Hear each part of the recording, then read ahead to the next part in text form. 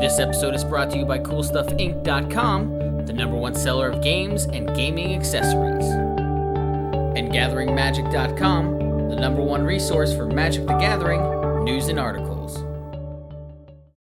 Hi, my name is Colin, and this is my Progenitus deck.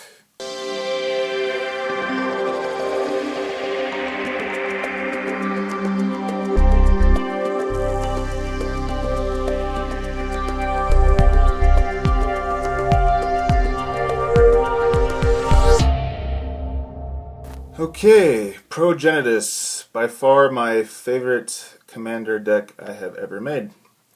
And I've built many commander decks, so this is by far my favorite, and I want to show it off. So here it is. And by the way, the point of this deck is to win with Progenitus, essentially with one swing, 2 at the max. So yeah, there's no combo in this deck. It's win with Progenitus. So lands, I run pretty much all the duels, shock lands, all the fetches, a few basic lands. The only land from the shock lands I don't have is the underground. Watery Grave. My bad. And then I run all the duels because I run fetches. Every fetch except the Bloodstained Mire. So yeah, this is my favorite, my Underground Sea revised. The font's a little bit bigger, which I just think it looks much better. Then here's all the fetches, and Judge Foil, Polluted. I like to show that off once in a while. Misty, Scalding, yep, all of them except Bloodstained Mire. And Command Tower, of course, pretty much every commander deck, and of course in a 5-color. And Reflecting Pool almost always produces 5 colors by the time you put it on the field, and especially when you have a Vivd Grove on the battlefield, because Reflecting Pool add to your mana pool 1 mana of any type that your land you control can produce, and as long as he has 2 counters on it, it can produce any color. So yeah, I do run a couple basics because I kind of ramp out a little bit with Cultivate and stuff. So yeah, 1 swamp, 2 forests, 2 islands, because green and blue is kind of my base. And white, yeah, 1 of each at least. So, now I'm into the real meat and bones of the deck. So, yeah, artifacts, Relic, it's my only graveyard removal effect in this deck. I used to run Trinket Mage, to search for this, or Top, or Soul Ring, but I took out Trinket Mage, because a chump blocker isn't really worth anything in EDH, or Commander. So, Scroll Rack, just an absolute essential to this deck. With all the search I have in this deck, I'm able to shuffle my lands or cards that I don't want, and then fill my hand with potentially something better than just lands or stuff I don't need anymore. Darksteel Ingot, perfect for 5-color. Chromatic Lantern really helps me out, actually, because there's sometimes I can't play all my spells because I don't have the right color combinations, but this fixes the deal. And Coalition Relic, another standard ramp slash mana fix, really good. Crucible of Worlds. Now, you notice I didn't run any strip mines or wastelands in my deck, and I actually don't run any utility lands. I probably should run a Dust Bowl because there's annoying lands out there. But yeah, Crucible of Worlds, I will not ever do the wasteland strip mine combo. I just think it's a lazy way to win, I guess.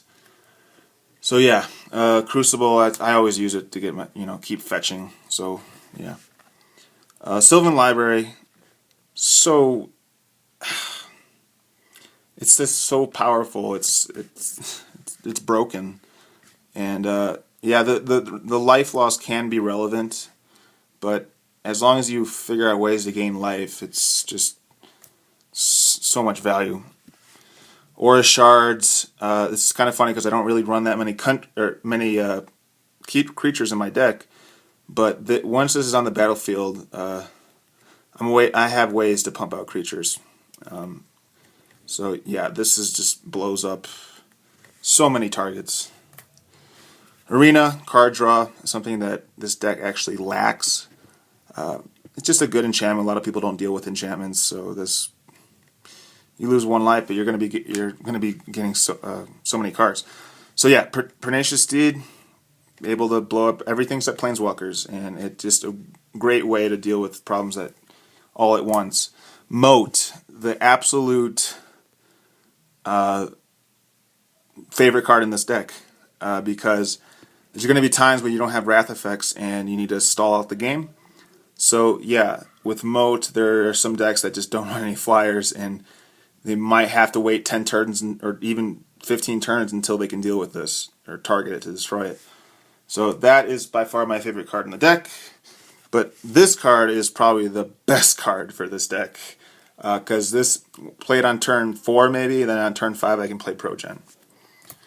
Leyline of Anticipation. I run this simply because obviously I can flash all my spells, but I can flash in Progenitus, and then enabling him to attack the next turn.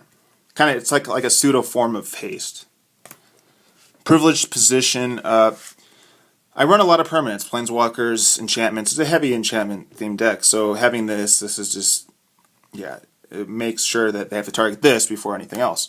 Like Doubling Season, which is crucial for my token regeneration and my planeswalkers.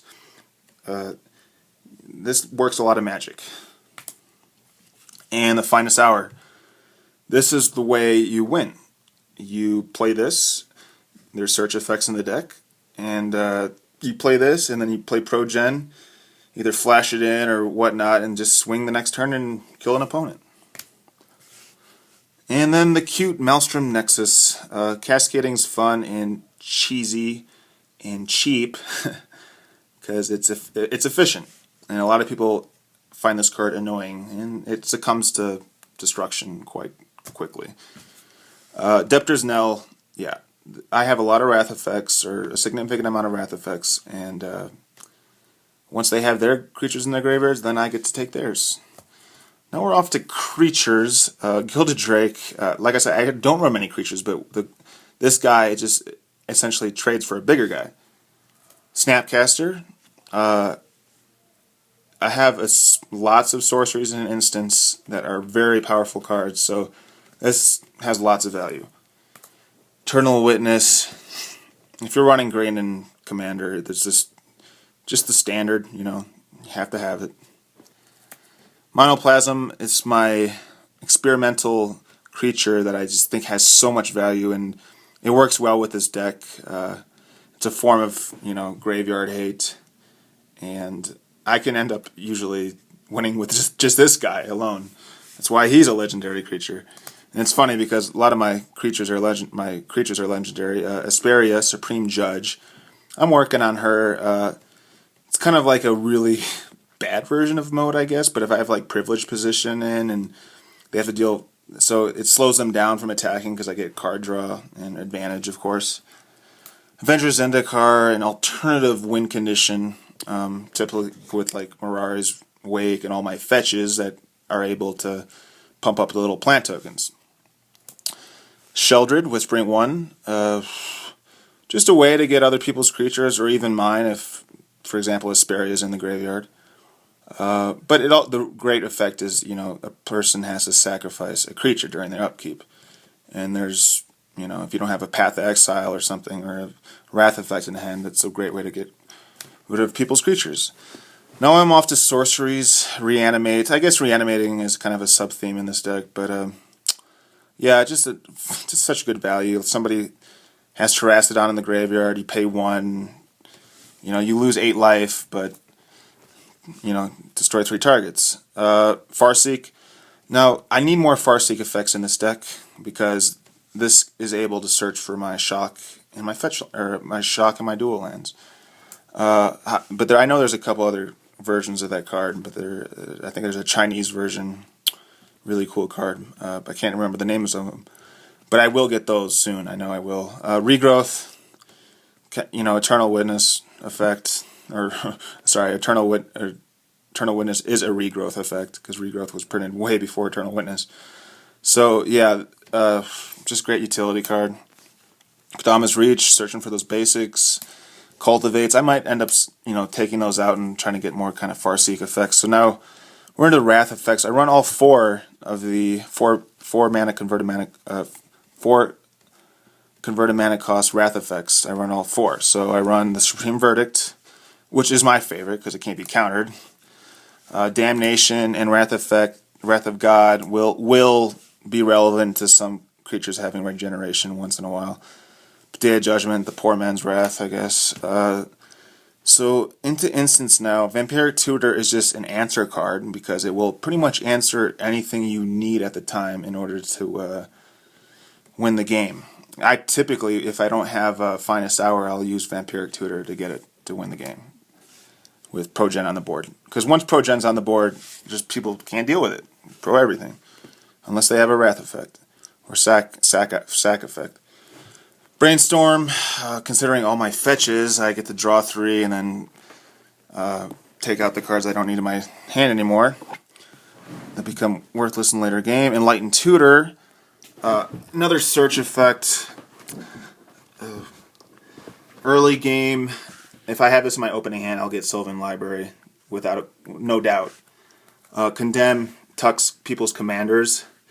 I know it's kind of, some people find it annoying, but sometimes this card is just so broken for Commander. Swords to Plowshares, just great efficient mana cost, instant speed, same with Path. Removal. And the great thing about the Path and the Swords is they're cheap, and then I can Snapcaster them for more value.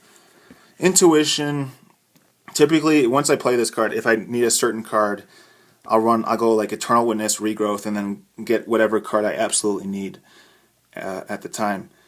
Love the art on this card. Probably one of my favorite art pieces. Decree of Justice. Yeah, this is an instance because 95% of the time I'm going to cycle this. Especially when I have Aura Shards on the field. Plasm Capture. This is my new favorite card from recent years. Typically, if I'm on turn 4, if I'm lucky enough to have 2 green, 2 blue, or on turn 5, I play this, and then next turn I play Progenitus. So it's just great value. Cryptic Command. I actually don't even draw off this as much as I should, but I typically just counter and return target permanent to owner's hand. Here is one of the great buyback costs of Magic, Shattering Pulse. Just half the time it's going to be a 3-for-1 or 4-for-1, because I'm like 90% of the time I'm going to want to get it for its buyback cost. I'll only use it for its one-time use only for emergencies.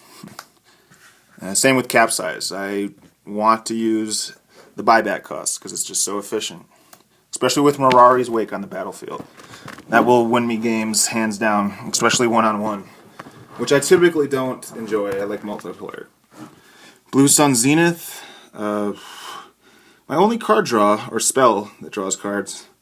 I am going to either replace it or get another draw card, such as Sphinx Revelation. I just haven't picked one up yet. Now I'm off to Planeswalkers. That's the reason why I run Doubling Season, is so I can get my Planeswalkers really huge immediately. This is, draw. It's like blue Phyrexian Arena in my book. Jace, multiplayer. Pop this off for 8 loyalty counters and take people's spells. Mana Ramp. I'll play a beast, especially when I have Aura Shards and need to protect my Planeswalkers or Garruk. Sorin. Just picked him up. Actually, I use him more for the emblem, so my Progenitus can have 1 extra power, so it's 2 swings instead of 3. Elspeth, my favorite Yep, definitely my favorite Planeswalker. Typically, 3 tokens is able to protect her quite well, and then you start immediately gaining life. Just picked up Elspeth, Knight Errant, Modern Masters, foily. I got 8 packs, and this was definitely got my money back. Gideon, yeah, I actually attack with him significantly, but he is susceptible when you don't have any tokens on the battlefield or other creatures. So yeah, he can get killed quite easily. But he's also kind of like a fog effect too. Vraska, I think I've only gotten her to 7 loyalty counters once and tried to win the game, but I failed. I don't know. It's a long story how I couldn't win with my poison counter or my instant kill rogues, but at least I tried. And here's Garrick. I love him when I remove 3 loyalty counters, because if I have Progenitus on the battlefield, I either have like probably Mirari's Wake or something, so I'm drawing like 11. Karn. I don't think I've gotten to 14 loyalty counters and removing them. Typically, I'll use the exile target permanent first, and then start getting him more loyalty counters. Final card of the deck, Doubling Season, and then I play Nicol Bolas. Uses 9 loyalty counters, and it will win games one-on-one. Not so much on multiplayer, but yeah, super powerful EDH deck, commander deck. So guys, thanks for watching CMDR decks. Give us, or if you like it, I really want recommendations, if any. So yeah, thank you.